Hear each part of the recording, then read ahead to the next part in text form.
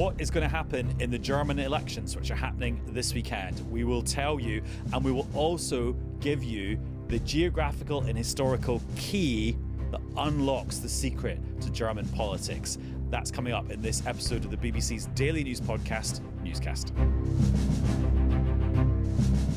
Hello, it's Adam in the Newscast studio, and later on in this episode we will get an update on US-Ukraine-Russia relations, because as there has been every day this week, there is an update on that. But first of all, let's dive into the German general election. Millions of Germans voting on Sunday for a new government, although a long process of coalition formation is kind of the norm after German elections. So even though all the votes will be counted on Sunday, we might not have a formal new German government for quite a few weeks after that. And so we don't even know how many parties would be in that government, let alone what they would then commit to do together. And also, the big story might be the party that comes second and isn't allowed anywhere near the German government because of the so-called firewall that the centrist parties have against other parties that they perceive to be on the extremes. So there's loads to talk about, and we've assembled a duo of excellent observers.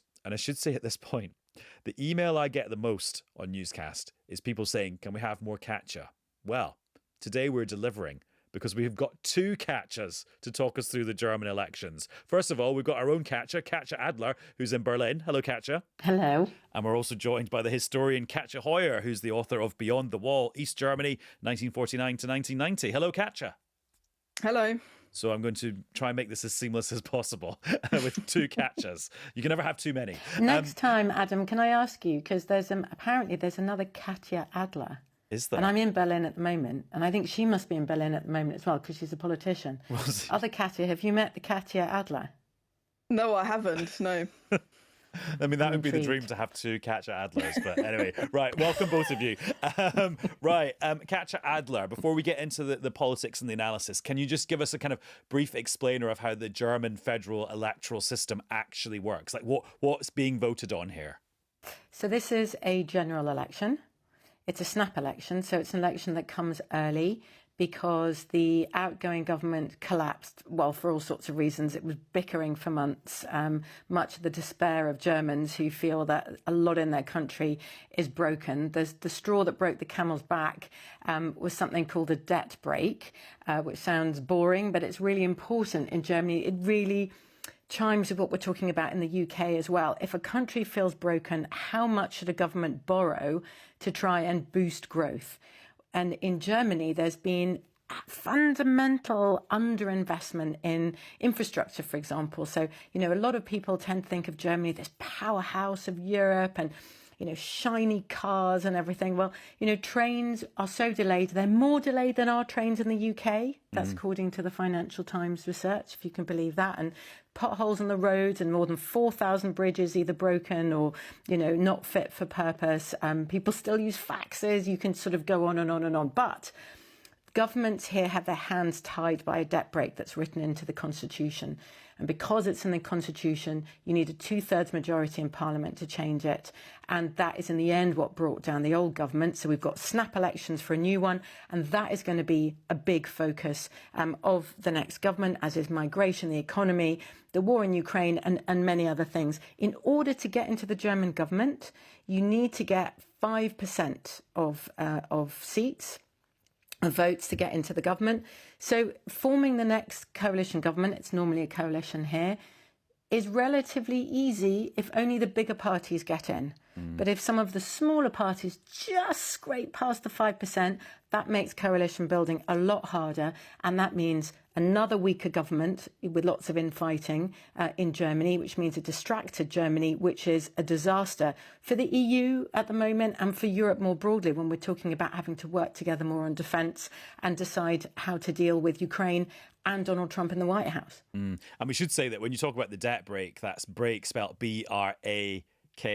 So like a handbrake, it's to stop the government running up too much debt. It's not a debt break. It's a limit. As in BREAK. Yeah. That's right. And breaking the brake is what brought down the former government. Yeah. And Katja Hoyer, Katya Adler went through lots of the issues that have cropped up in the election there. But the thing that seems to dominate, and okay, maybe it dominates as the choice of journalists for what to focus on, but you can correct me if I'm wrong, is about immigration in Germany. Yes, I think that is also what dominates debate and discourse, not just in political Berlin, but also in the pubs and people's homes and workplaces. That's certainly my sense when I go back to Germany, that this is really a big issue, and that people feel that for a long time it wasn't something that politics was particularly focused on. It was just kind of taken for granted that the levels of immigration into Germany are sort of set by the idea that the borders must be open within the European Union, and that there isn't much that Germany could do to stop that. And I think now, with a recent sort of spate of terrorist attacks and also kind of just other incidents that people have seen as kind of caused by this lack of control in immigration, it's become a real kind of topic, not just kind of amongst people in their private sphere, but also in the political sphere and in the media. And Katja Adler, a lot of that goes back to that big interview you did with Angela Merkel, the former chancellor, last year. So back to the migrant crisis. Back to the migrant crisis, because I mean, Germany's not alone, obviously, in Europe at the moment, worrying about immigration and borders and how tightly your borders should be kept shut. But Germany was alone in taking in over 1 million asylum seekers and others during Europe's 2015 migrant crisis, mainly from Syria and Afghanistan. On top of that, the country's opened its doors to 1.2 million Ukrainian refugees. And I think, a lot of Germans were proud of what they called their welcome culture. But, it's a mixture. I mean, as Katya, the better Katya, just pointed out, there have been this spate of terrible attacks on civilians, a machete attack, stabbings, cars being driven into civilians, small children dying in these attacks, Christmas markets being attacked as well. It really has people stopping and saying, what are we doing? I mean, is this all out of control? And the far right, I say far right because we have to debate these terms now about far right, extreme right and so on. AfD party, which dominates a lot of our headlines at home when we talk about German politics, they're very hardline on migration. They are predicted to come second in this election, which would be a big moving of tectonic plates in Germany and more broadly in Europe, to be honest. But, what they say is we're not racist. We think that people who come to our country legally, who obey the laws and respect the culture of this country, get a job, contribute to this country, anyone's welcome. But if you come illegally and if you commit a crime also, then you absolutely have to leave. And they have driven the debate here in Germany, and they have pushed the big parties in Germany to the right in their rhetoric now when it comes to migration. So even though in Germany the big parties have said, no way, however well they perform, are we going to include the AfD in a coalition government, this is a victory for the AfD. And it'll be interesting to see after this election, where presumably it is kept out of government, whether it still keeps dictating and influencing migration and security politics from the outside, as we see in France, as we're seeing in the United Kingdom. Yeah, because at the moment in the polls, the Alternative for Deutschland, AfD, they're polling at about 20%. Katja Hoyer, talk to me a bit about this history of this thing they call the firewall in German politics, where the big parties, the Christian Democrats or the Social Democrats, just they don't even acknowledge the existence of these parties on the extremes. I mean, it's almost as formal as that. Yeah, so the idea behind that is basically that no other political party will form a coalition or enter into any sort of collaboration with the AfD. And that really comes out of a consensus after the Second World War. And I would say that was the spirit in both East and West Germany, that this must never happen again. So this never again mantra was basically underpinning a kind of post-war sense of a peaceful Germany moving forward. And out of that, more recently, I would say, certainly since the emergence of the AfD as a sort of big political player, has come the sort of logic that you must prevent parties further to the right than the conservative parties from entering into the political discourse and certainly into the political coalition making process. The problem with that is, of course, that you can't really tell a certain amount of voters now, as you just mentioned, up to a fifth of voters who intend to vote for the AfD, that their vote's effectively worthless. I mean, this has gone so far that Olaf Scholz, the current chancellor, has called these false votes, or it's a false vote basically to vote for the AfD. But even Friedrich Merz on the center right has basically said that these votes will be worthless the moment the election happens because nobody wants to form a coalition with the AfD. And I think that's quite a dangerous position to get into, where you declare some votes kind of valid and others invalid. Because more people, particularly in the East, I think will feel that it's sort of the rebellious thing to do. If you want real change, then you must go to the parties that you've just been told not to vote for, and then that can easily backfire. And Katya Adler, I know you've been travelling around quite a lot, but it seems that a lot of the support for the AfD, or where certainly their support is surging, is amongst young men in the East. Yes, traditionally, the support for the AfD is in the East. And I think, when you have a look at those national maps after a general election, that you will see the blue of the AfD shining brightly in the east of the country. But when you have 1 in 5 Germans saying that they're going to vote for the AfD, and bear in mind, 20% may not sound a lot, but because of the system in Germany, the vote is very split. So, it's not going to be, it's a big difference between the centre-right, for example, which is expected to get 30% or just over 30%. But it's not that far away, and it is still ahead of all the other parties. So, that is something to make someone stop and think. What I've noticed very different now in Germany is it definitely has footholds, the AfD, and growing support in the west of the country as well, and amongst younger voters, young men, also in the West, but also young women. I mean, I've been to a few of their rallies now, and you do meet young women who say, I'm following the AfD particularly because of the migration and security policies. I do not feel safe on the streets of my hometown anymore, they say, and they feel that the AfD is the party that says it's going to do something about it. And when I put it to them, well, the CDU is borrowing rhetoric from the AfD already, which is a kind of a victory for the AfD. But all the parties are sounding more hardline. They say these are words, but we don't believe them because they haven't done anything about it to date. And so I think you can't, it's been generally dismissed, the AfD, it's an East phenomenon, mainly of men and so on and so forth. But I don't think that is the only case right now, and that's why you've seen other parties scrambling to borrow its rhetoric, particularly on migration, because they're worried about losing voters in the West and amongst the young. Another big pull amongst the young is the AfD, like Marine Le Pen's party in France, for example, is brilliant on social media. One of the reasons it's so good at it is because the mainstream media, they do not like the mainstream media like us, for example, because the mainstream media in Germany shunned the AfD for so long, kind of along the lines of Hillary Clinton's deplorables.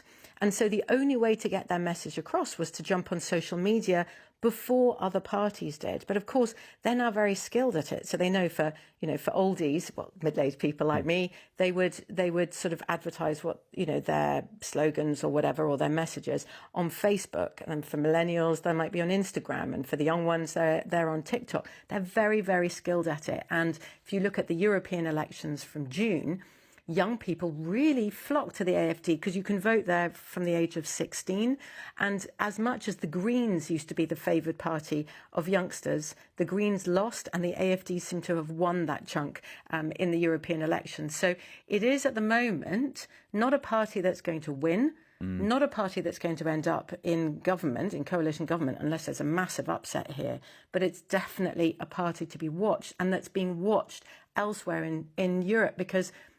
Can I carry on talking for 1 second, Adam? I realise this is a very long answer, but it's This is really almost longer than Katja Hoyer's book. Almost. I think you could say, what's the big deal about the AfD? Because, the idea of putting Germany first or being a nationalist populist party, you see them in all corners of Europe these days. You see them in Donald Trump's America, which is wildly applauded at AfD rallies. But this is Germany. It is the biggest European economy. It's one of the most influential countries in Europe, one of the biggest alongside France and the UK, that sort of built this post-Second World War, post-Cold War liberal consensus and defence infrastructure. And it was assumed because of Germany's Nazi past that the country was immunised against parties that are radical. Now, it says it's not radical. It says it's conservative and libertarian. But Germany's intelligence services are investigating it, otherwise. And so if they really continue, if they double their vote in this election and they continue to gain momentum in Germany, that really is a big change and a big influence elsewhere in Europe as well. And Katja Hoyer, thinking back to your book, just explain to us why, reunification happened in the 1990s, but actually politically, economically, socially, geographically, it sometimes feels like it hasn't happened at all, even still now. Yeah, I mean, it is quite stark. The other Katya just mentioned these electoral maps where you can always see kind of a really stark line between East and West reappear if you look at the constituency vote. So basically the sort of first past the post element of the German electoral system, and the East, is basically still coloured in blue, and the West largely in the conservative black. And that, I think, goes back to some extent to history, but not in the sense that is often discussed in Germany, where the logic has been for a long time that, Easterners are just damaged by their dictatorship experience and they don't get democracy because they've never experienced it.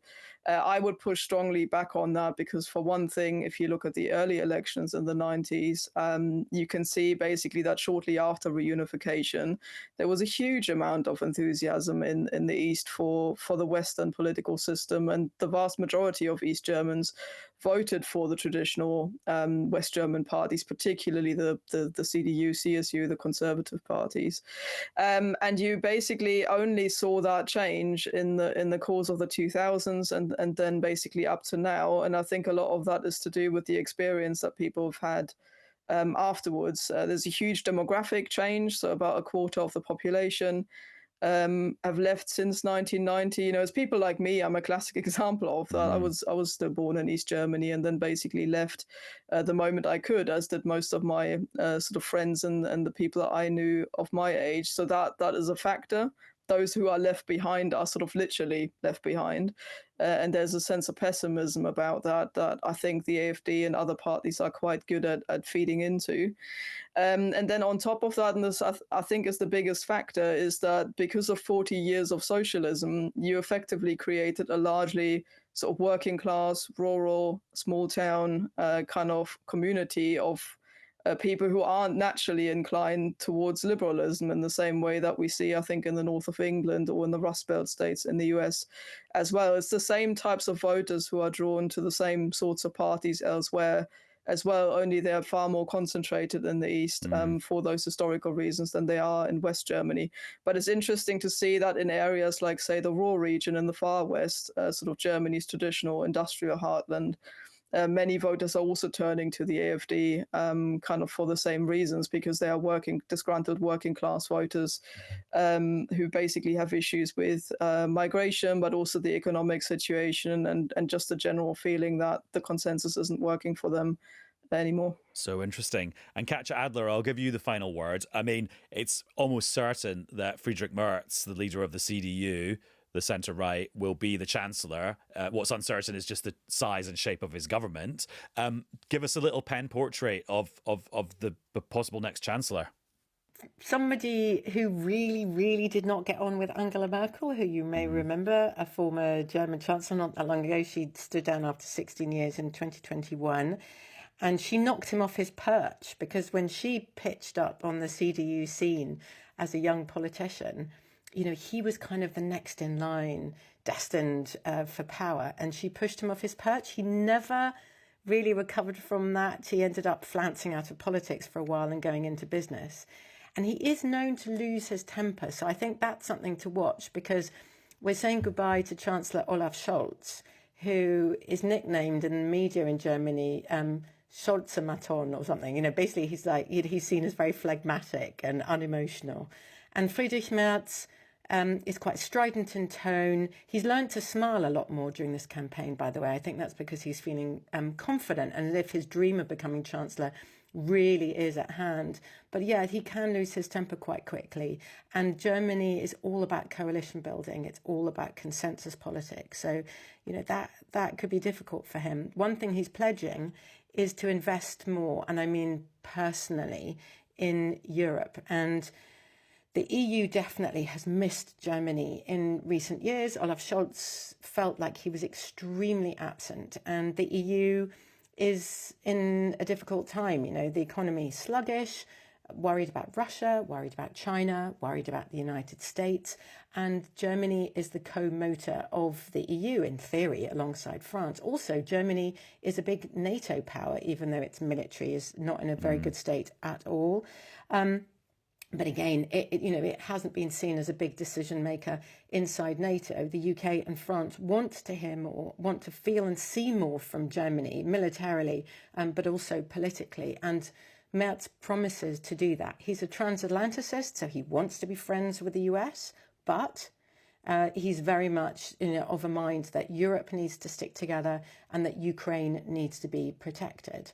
I think it's an interesting watch for Germany. It's been a bit MIA, and Europe more broadly and the EU needs it. He says he's going to bring it back. Katya Adler, thank you very much. Thank you, Adam. And Katja Hoyer, thanks to you too. Thank you. And before I was chatting to the two Katjas, I was chatting to the former Newsnight diplomatic editor, Mark Urban, who's been monitoring all the various goings-on between the US, the Ukraine and Russia. You might remember if you were listening to the last episode of Newscast, which we recorded on Wednesday afternoon, Volodymyr Zelensky, the Ukrainian president, had accused Donald Trump of generating misinformation. And then Donald Trump had just posted on Truth Social when we finished recording that he thought Zelensky was a dictator because he'd failed to hold fresh elections. And that was reacted to by, well, pretty much everyone in the world, including on Wednesday evening, Keir Starmer, the Prime Minister, who had a call with Volodymyr Zelensky, the readout of which was pretty much a big smackdown to all the claims that Donald Trump was making. So I spoke to Mark Urban at about 3:10 on the afternoon of Thursday, the 20th of February. And here was his assessment of the situation at that point. Hello, Mark. Hello, Adam. Nice to join you. And welcome back to Newscast. So we're speaking at just about 3:10 on Thursday afternoon. We were meant to be talking about a press conference in Kyiv between the Ukrainian President Volodymyr Zelensky and Donald Trump's Ukraine envoy, General Keith Kellogg, but it's been cancelled. What's your theory? Honestly, these days, no theory lasts more than about 15 minutes. I did see that it had been cancelled at the request of the US delegation, which was something which presumably the Ukrainians let be known. I'm guessing they don't want the airing of public differences at the moment about the way ahead. I mean, that's very different from yesterday, though, when the whole theme of Wednesday was public differences between Donald Trump and Volodymyr Zelensky. Well, yeah, I suppose you might say enough damage has been done, hasn't it? I mean, they've sort of been taking chunks out of each other in different ways, of course. The Zelensky move to essentially say, I'm not coming to Saudi Arabia because I don't want to appear to be the patsy in this whole thing. And then, of course, the Donald Trump, I suppose you might call it a revenge post on the Truth social media site, which really, has caused so much attention and indeed outrage, particularly from European politicians, about his characterization of Zelensky in that post. But anyway, I think one might argue, a fair bit of damage has been done. And it might be time for a slightly less public airing of these differences. But, these days, with the way that President Trump and his closest allies are using social media, I can't really bet on that. Very wise. What's your sense now that the dust has settled on that whole Zelensky saying Trump was a victim of disinformation or a perpetrator of disinformation, and then Trump calling Zelensky a dictator? Because at the time, it felt bad. I just wonder how it feels to you 24 hours later.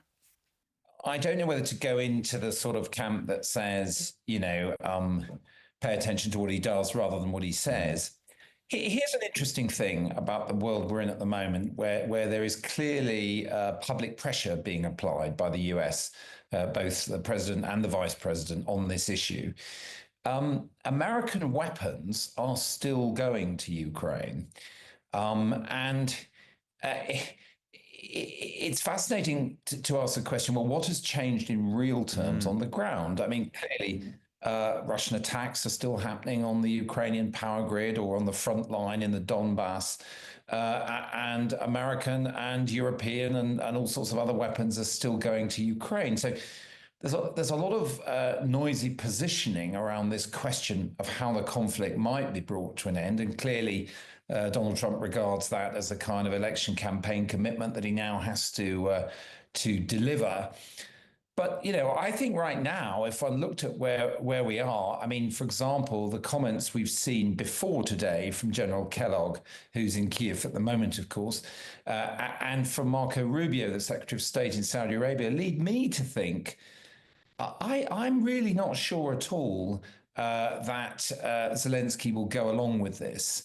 And therefore, the question of does this turn into another sort of shocking and rather noisy initiative from the White House in the way that the Gaza so-called real estate approach did as well, but actually not in a few weeks' time translate into any meaningful change on the battlefield. I mean, that that's what we've got to see. That's what's got to play out in the next few weeks or days.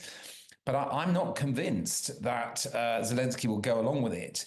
And I think with each day that passes, Europeans might be asking themselves, well, if we up the money that we're giving Zelensky to carry on the war and the supply of munitions, etc., is that actually easier for us politically than a peace deal where we have to go in and provide the forces to make sure that peace deal holds? I think for countries like Germany, a peace deal is in itself profoundly politically problematic for them. So for Ukraine and the European powers, keeping the fighting going becomes almost the easiest option, and as opposed to buying into Trump's peace. Yeah, one would hate to put it that way. I mean, you make a perfectly fair point, and I'm sure that every foreign ministry would say they do want the conflict to come to an end, but on an equitable basis and not on the sort of basis of strong arming of Ukraine, them not being present in key discussions, that kind of thing. But if you take as read the sort of things the Secretary of State, Marco Rubio, has said, that isn't quite what's going to happen, although you might think that was going to happen from Donald Trump's social media posts, that Ukraine will be involved. And so then we get back into this question of how possible is a deal at the moment. And I still think it's looking very, very difficult. I mean, yes, of course, it's true that both sides in this, Ukraine and Russia, have suffered enormously in terms of the loss of people, the destruction of the physical environment, all of those things. And they've also demonstrated to themselves, and I think particularly to the Ukrainian people, that it's not going to be possible to get back the lands in the east, by fighting. So the question is, why carry on? So that's a whole other different set of political challenges for Volodymyr Zelensky. If he says no to the plan that emerges from these US-Russian discussions, if he says no to it, well, then he does somehow have to carry on motivating the Ukrainian people to continue with this. You could almost say no deal's better than a bad deal, to coin an old phrase. Oh yeah, absolutely. As far as he's concerned. No, I think you absolutely could. I think if you look at what's been said by President Trump himself in that social media post yesterday, and by the Vice President Elon Musk, trying to sort of delegitimize Zelensky almost, and suggest that because he hasn't had presidential elections, which were due last spring, but of course have not been possible because of the war, that in some sense he's illegitimate. Then the more that you look at it that way, the more this then potentially with Russia also, of course, wanting there to be elections in Ukraine, this potentially becomes a question of does Zelensky's own survival depend on him not accepting the kind of stitch up or really bad deal that some people suggest the White House might have in mind? So interesting. Mark, thank you very much. It's a pleasure. New episodes of Newscast are posted here on YouTube every single weekday, and you can leave your comments, opinions, views, criticisms of every single one in the box down below. And if you never want to miss an episode, you can click on subscribe. Thank you very much.